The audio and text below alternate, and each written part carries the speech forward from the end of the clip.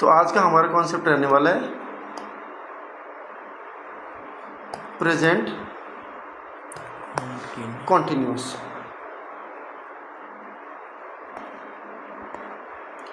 कौन सा रहने वाला है? Present continuous. इससे पहले हम लोग दो टेंस डिस्कस कर चुके हैं, सिंपल प्रेजेंट, सिंपल पास्ट, और दूसरा हम लोगों ने डिस्कस किया, ये पहला था, दूसरा था सिंपल पास्ट। Simple past. दोनों ही चीज़ों में एक चीज़ बड़ी कॉमन थी, इसमें वर्ब की फर्स्ट फॉर्म थी, ये प्रेजेंट की जनरल बातों को बताता था, इसमें वर्ब की सेकंड फॉर्म थी, ये पास्ट की जनरल बातों को बताता था। माने जनरल हैबिट हो गई, कोई ट्रूथ हो गई, कोई इवेंट हो गया, है ना। आज हम जिस चीज़ की चर्चा कर रहे हैं दैट इज़ कॉन्टिन्यूअस, और कॉन्टिन्यूअस में कोई भी चीज़ जनरल नहीं आती। कॉन्टिन्यूअस का सिंपल सा फंडा है, जो काम चल रहा है दुनिया में, केवल उसी काम को आप कंटिन्यू कहोगे जो काम फिलहाल चल रहा था। किसी ने आपसे पूछा कि भाई क्या कर रहे हो? सर जी मैं ये काम कर रहा हूँ। उस समय पर जो काम आप कंटिन्यूटी में कर रहे हो उस काम को आप कहोगे कॉन्टिन्यूअस। क्या कहोगे? कंटिन्यूअस। कोई भी काम चल रहा है एक्सवाइजेड। इसमें भी सबसे मेन जो पॉइंट आते हैं वो आते हैं, अगर कोई आपसे एक लाइन में बोले कि डिस्क्राइब करो भाई कि क्या होता है प्रेजेंट का कॉन्टिन्यूअस टेंस, तो आप एक ही लाइन में बोलोगे it shows the action that is going on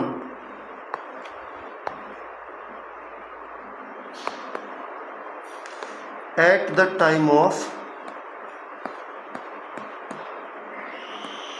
speaking। माने जिस वक्त हम बात कर रहे हैं, जो भी वो टाइम बात करने का है, उस टाइम पर आपके आसपास जो भी काम चल रहे हैं उन सभी कामों को आप कहोगे कंटिन्यूअस। फॉर एग्ज़ाम्पल, अगर हम अब पढ़ते पढ़ते अपने आसपास देखें तो कुछ काम तो ऐसे हैं जो डेफिनेटली अभी हमें होते हुए दिखाई दे रहे हैं। फॉर एग्ज़ाम्पल, पंखा चलता हुआ दिखाई दे रहा है, मुझे तू पढ़ता हुआ दिखाई दे रहा है, तुझे मैं पढ़ाता हुआ दिखाई दे रहा हूँ, बाहर कुछ बच्चे चिल्लाते हुए दिखाई दे रहे हैं, कुछ लोगों की बोलने की आवाज़ आ रही है। तो ये जितने भी काम अभी चल रहे हैं जो अभी भी कॉन्टिन्यूटी में हैं हमारे सामने, रुके नहीं है, हाँ, जो चल रहे हैं, हमें चलते हुए दिखाई दे रहे हैं कि भाई हाँ ये काम कंटिन्यूसली हो रहे हैं, उन कामों को एक्सप्रेस करने के लिए ही प्रेजेंट कॉन्टिन्यूअस का इस्तेमाल होता है। क्लियर है बात? क्लियर है। अब हमने वो दो टेंसेस कर लिए जिनमें हेल्पिंग वर्ब जो है वो ऑलरेडी नहीं दी होती है सेंटेंस में। वो दो टेंस हम कर चुके हैं, क्योंकि उन दोनों के ही सिंपल प्रेजेंट हो या सिंपल पास्ट हो, जब हमने पॉजिटिव सेंटेंस किया था तो हमारे पास कोई हेल्पिंग वर्ब नहीं थी। इंग्लिश बोलने में भी ध्यान रखने वाली बात है, मैंने एग्जांपल भी दिया था कि बच्चे कहते हैं मैं जाता हूँ, और इसको बच्चे इंग्लिश में बोल देते हैं आई एम गो। तो जो एम हम बार बार यूज़ करते हैं, ये दरअसल वर्ब की फर्स्ट फॉर्म के साथ नहीं आता होता। अब ये एम यहाँ आएगा, जिस एम की हम बात बार बार करते हैं, सर जी वह खाना खाता है, ही इज़ ईट फूड, तो वो गलत है। वो सही कहाँ है? वो अब सही है। हम बात कर लेते हैं कि प्रेजेंट कॉन्टिन्यूअस कैसे बनता है, इसके सेंटेंसेस कैसे बनते हैं, हाउ टू मेक सेंटेंसेस, कि कैसे आप अगर कोई चीज़ लिख रहे हैं तो उसको ट्रांसलेट करके अगर इंग्लिश में लिखना है तो फिर कैसे लिखेंगे अगर वो sentence by chance present continuous का है। तो सबसे पहली चीज़ तो इसकी हेल्पिंग वर्ब को समझ लो कि इसमें हेल्पिंग वर्ब कौन कौन सी आने वाली हैं। इसमें परमानेंट हेल्पिंग वर्ब्स होती हैं, माने प्रेजेंट कॉन्टिन्यूअस की अपनी हेल्पिंग वर्ब खुद की हैं। कौन कौन सी हैं? तीन हैं, इज़ है, एम है और आर है। अब इन तीनों का अपना कोई यूज़ भी होगा, हमारी चॉइस तो नहीं होती है कि जो हमारा मन किया उसी से हमने लिख दिया, ऐसा तो नहीं है।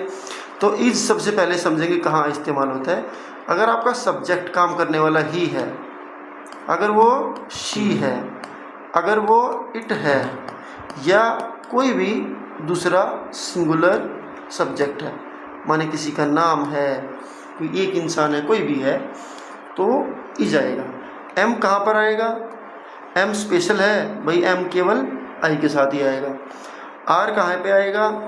अगर सब्जेक्ट वी है, यू है, दे है, या कोई भी दूसरा प्लूरल सब्जेक्ट है, माने एक से ज़्यादा लोग अगर आपको काम करते दिख रहे हैं तो वहाँ पर आर लिखेंगे। यही सारी बेसिक चीज़ें जब हम गलतियाँ करते हैं लिखते हुए तो हमारे मार्क्स इन्हीं में कटते हैं और हम आनन फानन में भूल जाते हैं कि कहाँ पे इज आना था और कहाँ पे आर आना था। इंग्लिश सीखने का मतलब होता है जो चीज़ आप सीखते जा रहे हो उसका जो बेसिक स्ट्रक्चर है, जो बेसिक पॉइंट है, वो हमारे माइंड में कैद होना चाहिए कि जब भी मुझे बोलना पड़े तो मुझे एक सेकंड के अंदर ये पता लग जाए कि मैंने यहाँ पर क्या यूज़ करना है। मुझे ये पता हो कि मेरे टीचर ने यहाँ पर यूज़ करने के लिए क्या बताया था। तो इज एम आर तीनों को हमने डाइवर्सिफाई किया। इज बेसिकली सिंगुलर सब्जेक्ट के साथ आता है, आर बेसिकली प्लूरल्स के साथ आता है, और एम जो है वो ना सिंगुलर ना प्लूरल, माने आई फर्स्ट पर्सन है जो आई, उसके साथ हम एम को यूज़ करते हैं।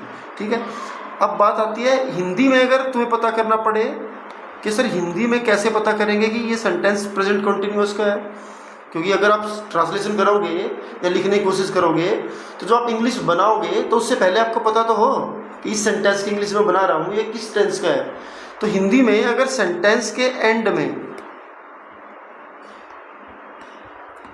कहाँ पर, एंड में क्या आपको मिल जाए, रहा है, रही है, रहे हैं, रहा हूँ या रही हूँ,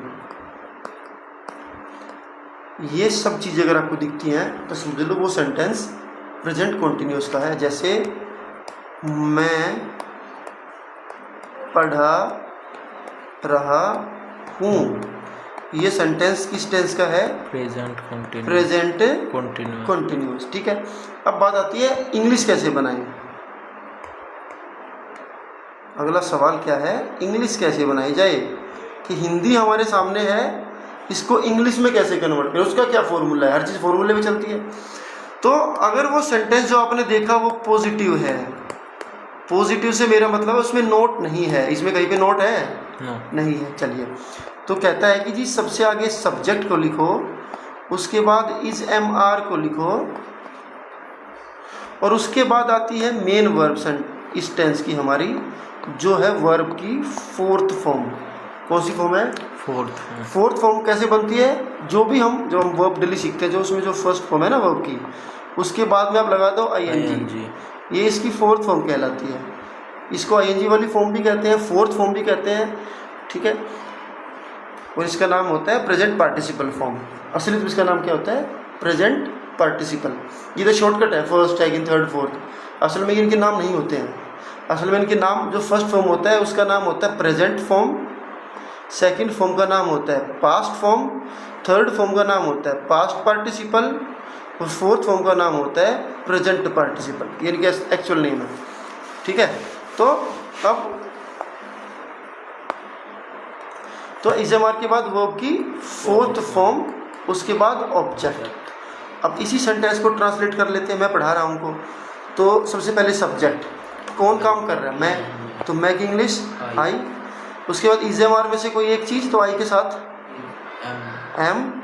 उसके बाद वर्ब की फोर्थ फॉर्म, माने जो काम हो रहा है, पढ़ाना, टीच, और उसकी फोर्थ फॉर्म बनाने के लिए इसके आगे क्या लगा देंगे, ING, teaching, I am teaching. ऐसे ही अगर आपको if you want to make negative means if a sentence is having not.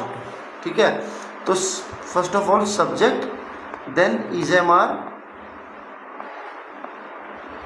Then not, then not, then उसके बाद वर्ब की फोर्थ फॉर्म, देन उसके बाद ऑब्जेक्ट। माने मैं नहीं पढ़ा रहा हूँ, हिंदी में इसको क्या बोल देंगे, मैं नहीं पढ़ा रहा हूँ, नहीं पढ़ा रहा हूँ।